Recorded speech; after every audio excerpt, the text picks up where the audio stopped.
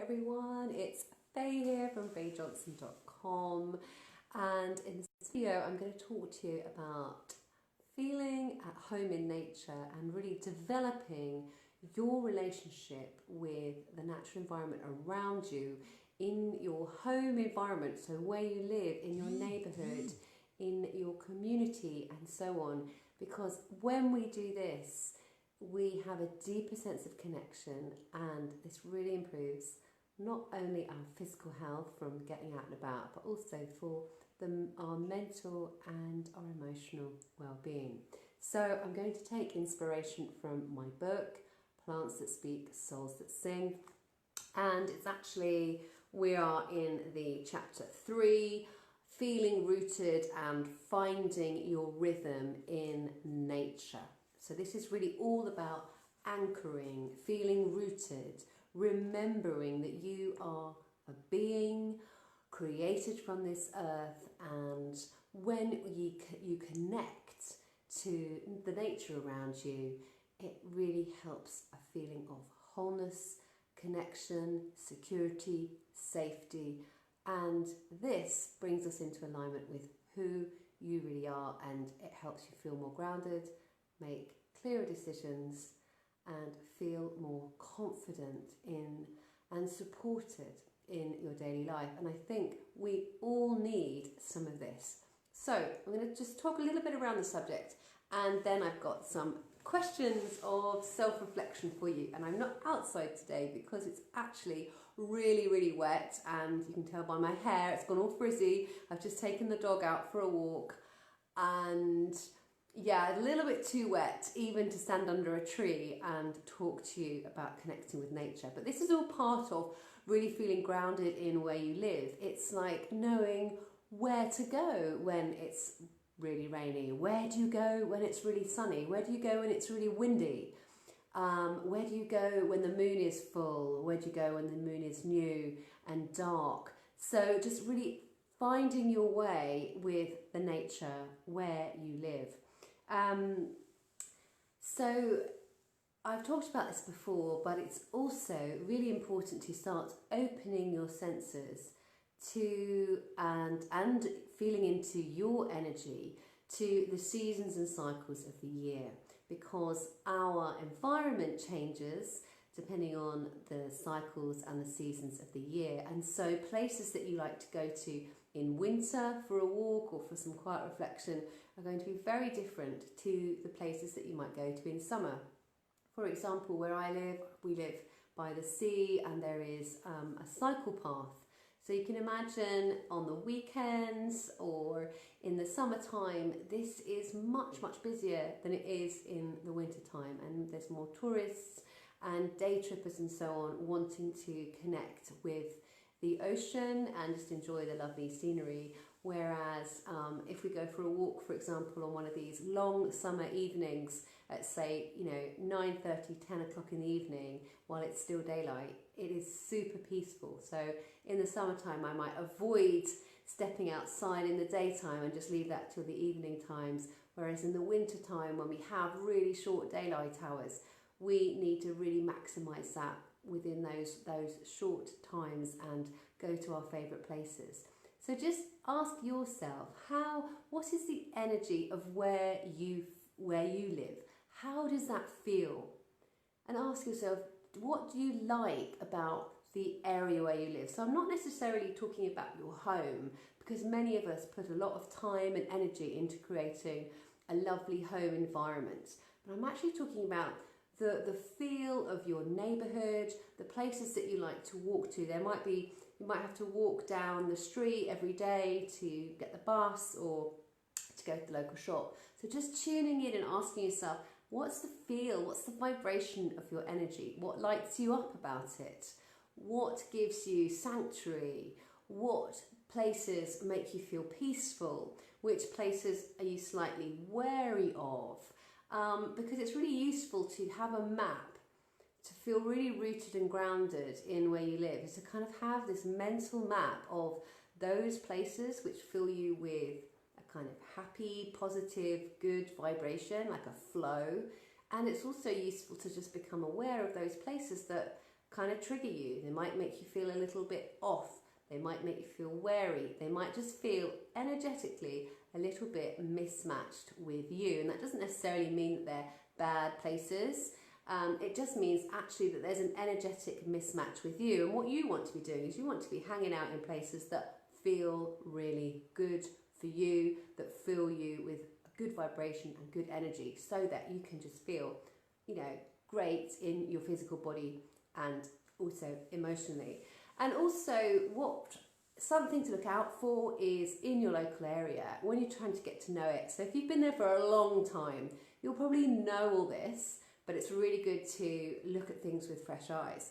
But also, if you're new to an area and you're trying to get to know an area, it's great in the UK because we have so many place names or street names which give you a clue to the kind of history of a neighbourhood. Particularly in cities, you get all sorts of, even the name Church Street gives you an indication that there might be a church, or there used to be a church down that street, and so on.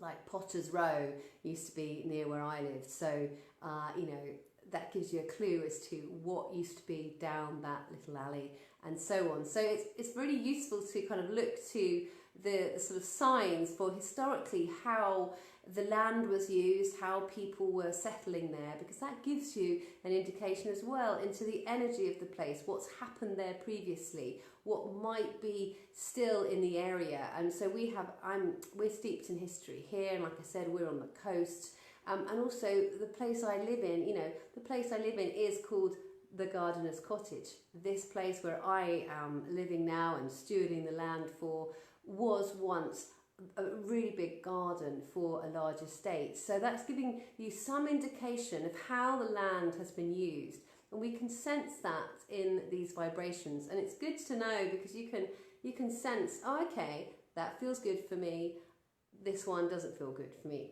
and so on. And also you can look to local fates and festivals to see what's being celebrated at the different times of year, because again, this gives you a feel of what historically and traditionally and locally, the local customs of a place give you this kind of hint as to what vibration is going on there and what you can key into as well. And just here, I write about it in the book. May, for example, really is one of my favourite months of the year, and I think this comes from the fact that when I was in my primary school, so when I was 7, we used to, every year in the school, we used to elect a May Queen to be the May Queen for our May Festival, which we celebrated every year for the 1st of May, for Beltane, which many of you will celebrate in the Wheel of the Year. And, one year it was my year and I was crowned the May Queen with a lovely crown of flowers and a pretty dress and so on and so forth, and I got excused from my classes for that day, I think. So for me, this has a sort of special connection, and so I feel May for me as a time of year is sort of super and exciting. And you will have a different feel for the different places of times of the year, and you'll know in your local area how these special seasons and cycles are celebrated. And all of this is helping you feel rooted in where you are and feeling sort of energetically aligned, if you like, to the place where you're living. And ideally, we all want to be living in a place which lights us up, which makes us feel good. So just tune in now and think about the following questions. So ask yourself, how do I really feel about this area that I'm living in? What fills me up? What resonates with me? Which places make me feel good? Where are the places that I like to go to when I am in need of peace, when I am in need of rest and relaxation? So for me, for example, there is, I might go down to the beach. If the weather's calm, I might go to the beach. If the weather's rainy, I might go into the woods to try and find a tree. And you might have a particular street that you just like to walk down because the front doors are all painted a certain colour, or we all kind of have a house that we love to look at, don't we? Where on a favourite street, So there might be these rituals that you like to do to take yourself for a walk to cheer yourself up. So again, just noticing. And if you were to ask yourself, what qualities does the land hold where you live? What would you answer? Does the land where you live have a personality? Would it be a happy personality? Would it be sad? Would it be angry? Would it be busy? Would it be joyful? So just asking yourself, tuning in and seeing if you can get a sense of this place where you live. And asking yourself as well, do you have a favourite place? Do you have a favourite place that you like to go to when you're feeling good? A favourite place that you go to when you are in need of a bit more support? And I know, you know me, I like to work with trees and plants a lot. So there'll be, for me, there's always a favourite tree I like to go to have a kind of chat. And at different times of years, there will be different plants growing in the local parks and roadside, the verges, and also in my garden. And these plants fill me with a different energy. So I go to these places to have that mirrored back to me and supported in some way. So ask yourself, how well do you really know this area where you are living? Are you just kind of passing through, or are you really rooted in where you are? Now, if you've been living there for like 24 years, well, you're going to be pretty rooted in that area, and you're going to kind of feel almost as if you are part of the landscape. But if you're quite new to the area, just ask yourself, does this merit further exploration for me? Because if you start to feel part of the landscape, you will start to feel more supported, because that landscape is witnessing you in everything that you do. Every time you rush out the door and jump in your car and leap off to drop the kids at school or pop to the shops, the landscape is witnessing you, and so the more you can feel into it and get to know it, the more it will support you and kind of help you recharge your batteries, if you like. And just even knowing simple things to reconnect you to nature, like where does the sun rise? Which direction does it set in? Where does the wind normally come from? And the rain, for example, at certain times of year, and that's really important here, because I want to make sure I'm avoiding it when I go on certain places with my dog. And so just noticing about the qualities of where you live. And if you're feeling disconnected, if you're like, oh no, this is not helping me because I'm just in this bad place right now and I don't really like it, I don't think I'm going to settle here, I'm feeling a bit disconnected, then tune into places that you've lived that have, or even visited, that really have resonated with you. Write them down and imagine yourself there, and ask yourself, what qualities, what is it about this place which makes me feel good? Because that's the place that you can envisage and bring and call to you. That will be your kind of standard, if you like. I want a place, I need to call forward a place that makes me feel like this. And asking yourself, how do you interact with the nature around you? So many of us, we're stuck inside. We spend a lot of time inside these days, and we don't value necessarily just going out for a walk for no particular reason. But ask yourself, can I interact a little bit more with the nature around me? What can I do a little bit more of? Going to the garden, go to the local park, get out, for me, for example, even on the rainiest days such as today, I will take my cup of tea and just take it outside, because it's really important to connect to the natural world and honour all that is going on outside my little container of four walls. And just asking yourself, how well do you even know the trees and the plants where you live?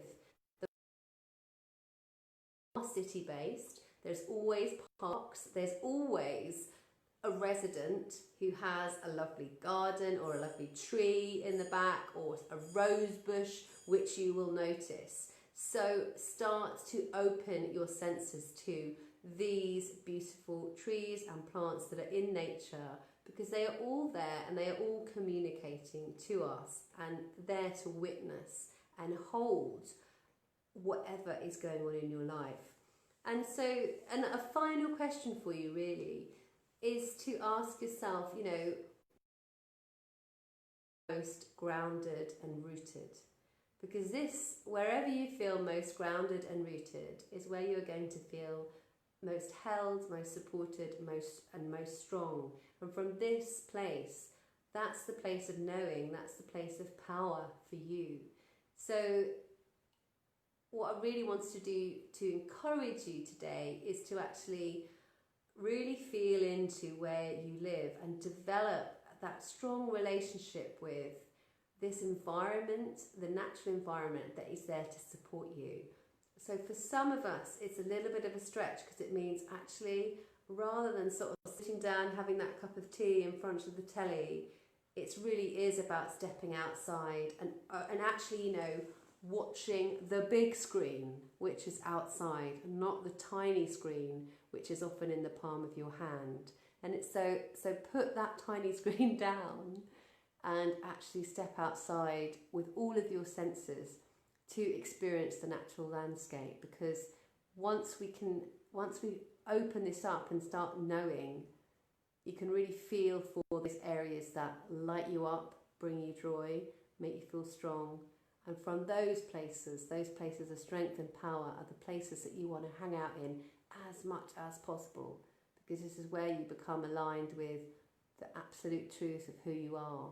And it's from these places of knowing and power that you can feel much stronger and more confident and make really amazing decisions from those places and really start to make magic in the world. So thanks everybody. Have a lovely afternoon and let me know in the comments where you feel most grounded and rooted. Let me know how you feel about where you live, where your favourite places are and why. And please share this with others so that they can be inspired to get outside too. Okay, thanks everyone. Bye.